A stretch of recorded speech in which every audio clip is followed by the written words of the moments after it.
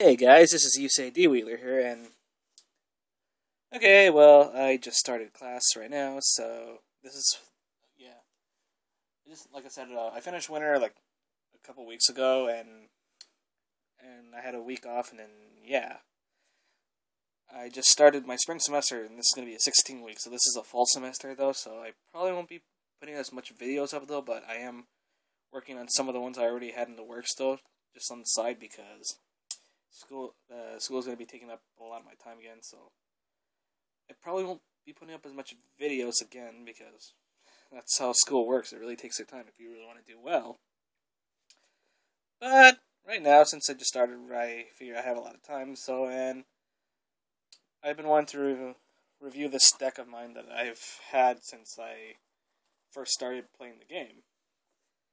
And I was gonna review it a while ago, but then I wanted to wait until set 5 came in. So this is probably an opportune time, which is my Kagero deck that I have. Alrighty, and yes, this will be about Dragonic Overlord at the end. I figure a lot of people are going to be putting up their reviews of their own version, though, and normally I really don't like to put up videos that a lot of people put up, though, but hell, this is one of my favorite clans, and this is the clan I started with, though, since the game first came out, and, well, actually, even before the game came out, when I was playing it on Beyond, before it got taken down. Alright, so of course, the starter would be my Conroe. Of course, it's one of... I know that in Japan it's been restricted too, so... But right now, that doesn't apply here, so we're free to use it as much as we want. So this is like the best Kagero starter to use, aside from nothing. Because other than that, then your only other option is probably Ember Dragon, though, but since this is for Dragonic Overlord at the end, Conroe is pretty much your obvious choice, because it helps you fish out grade 1 or lower Kagero units to your hand, which helps you not only thin out the deck, but also add any helpful units to your hand, like a powerful booster like Bar, or a Perfect Guard, or anything else. Alright, well, that's my starter. And again, I'll start off with my grade 3 lines. I got 4 Dragonic Overlords. Alright, so that's, yeah, pretty much one of the main units of the deck. And the main guy himself, Dragonic Overlord at the end. And no, I will not abbreviate and say "dote" like everyone else, because that just sounds stupid, and whenever someone says it, it sounds like they're talking about the game Dota. And anytime someone says that to me, I will feign ignorance and say, "I'm sorry, I do not play that game online." Until I get them to actually say either the full name, Dragonic Overlord at the end, or just even the end, or even you don't have to say the end, just say end. Heck, I mean that's just 3 letters, and then that'll make more sense than just saying, "Oh, I have a dote." That just sounds. I'm sorry. I'm kind of hipster like that, but yeah, I mean that just sounds very lazy. And believe me, I like to pride myself in calling myself a lazy SOB. But there are some things, though, for something as awesome as this guy, I just like to say. I just call him the End for short, because that's what he's called. But in any case, though, that's enough about me ranting about that. Aside from that, this is a very sought after card and very highly anticipated ever since the game probably first came out, when they started releasing the sets, and people are like, "Okay, I'm waiting for this unit though." And now we finally have him. And of course, what makes him so very valuable is because of its ability, which is Counterblast 2 and discard another copy of him, which is called a Persona Blast. And once you hit it, you pay the cost, and you get to restand him. The thing that made him really powerful is because he doesn't lose his Twin Drive after standing himself up. Kind of like regular Dragonic Overlord, where he loses his Twin Drive. This guy does not. And of course, like all other cross-ride units, though, he gains 2,000 if he has this guy, whatever they specify in the soul. So in this case, you need Dragonic Overlord. And then for the rest of the game, for the rest of the game, as long as he has a Dragonic Overlord in the soul, he'll be at 13k, which is a very high number. And usually hits like power like that, though, you would require less cards to guard with, or at least cards with less power. Okay, so that's my grade 3 lineup, though, for just 4 Dragonic Overlords and 4 the Ends. Alright, now for my grade 2 lineup. 4 Dragonite Nahalim. Just your standard 10k guy, also good for riding as Vanguard because 10 extra 1k defense aside from other 9k Vanguards, though, but, 10k Vanguard, what can I say?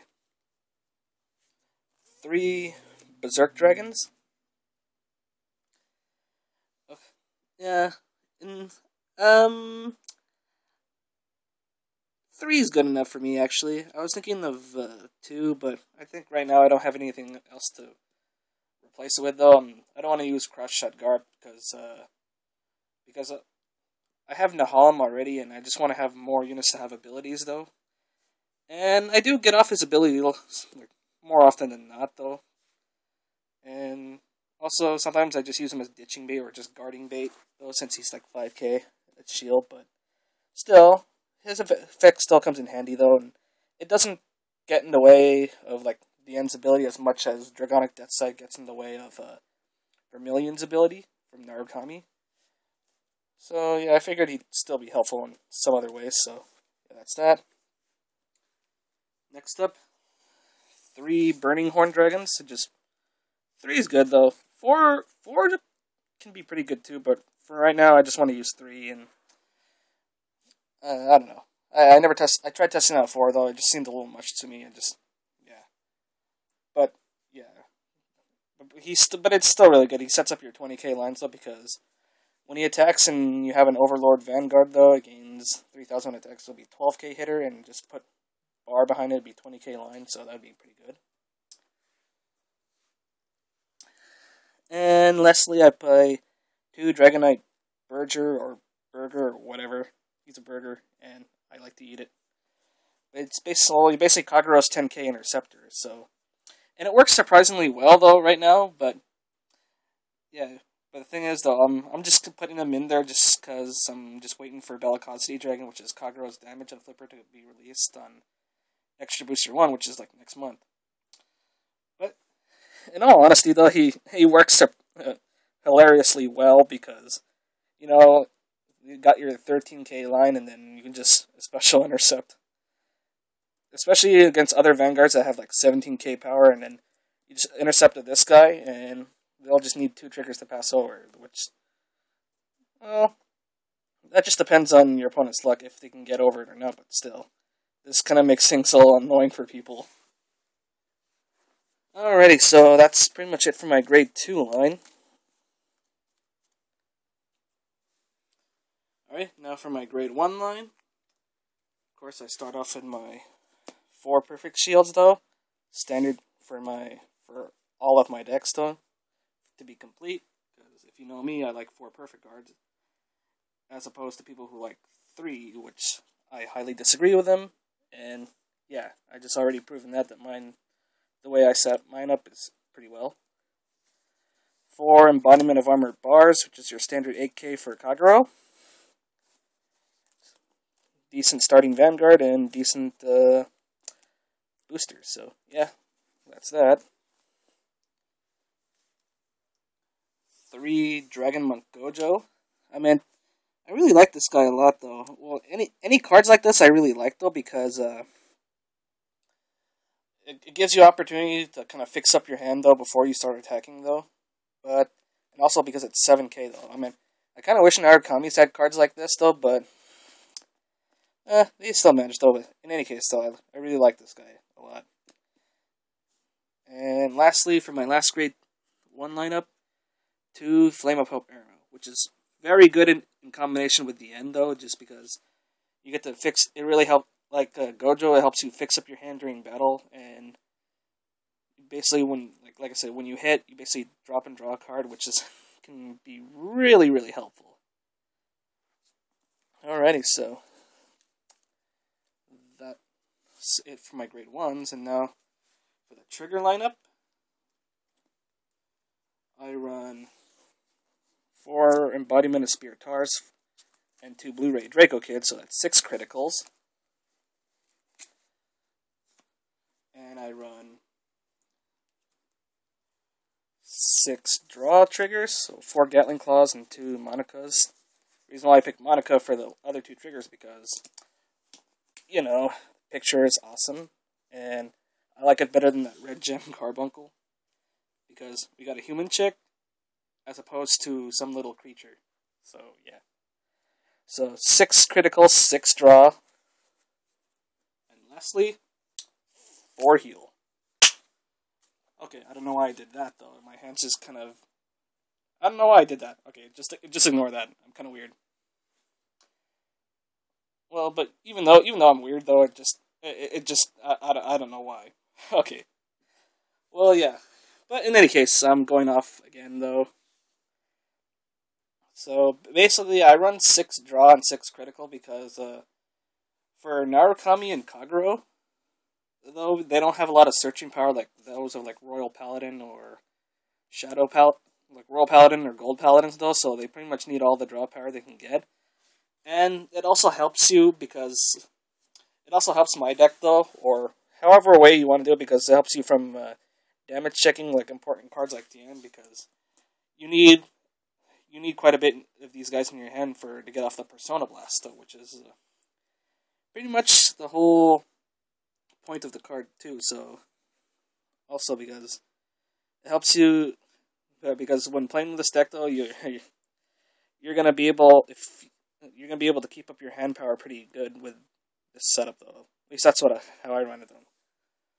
I know there's people who are going to run 8 criticals, though, but, I don't know. I feel this is just more efficient for me, though. Especially since the only searcher is Conroe. Having a little more draw triggers to just balance things out with a critical, it just works. Alrighty, so that's about it for this video, though, and... I think I modified one of my other decks too, and I'll probably just put up some of my other decks once I complete them, though. I'll probably put up my Shadow Paladin deck, though, even though I said I probably didn't want to do it later, but since, yeah, I'll be completing it this weekend, since I didn't complete it last weekend, because I was mainly focused on finishing up my Kagero deck, though, so probably sometime soon after, like, this weekend, I'll probably put up the Shadow Paladin after I complete it, though, so... Yeah, if you want to see that, though, I'll do that, and I'm also building a Murakumo deck as well, which is not complete at the moment, because, yeah, like I said, I was focusing on this deck. Alrighty, well, that's about it for this video, though. Hope you enjoyed it, though, and, like I said, if you want me to put up any more of my decks, though, just let me know, and I'll do so whenever I can. Alrighty, so this is YuseiDWheeler, and I'll be signing off. Later!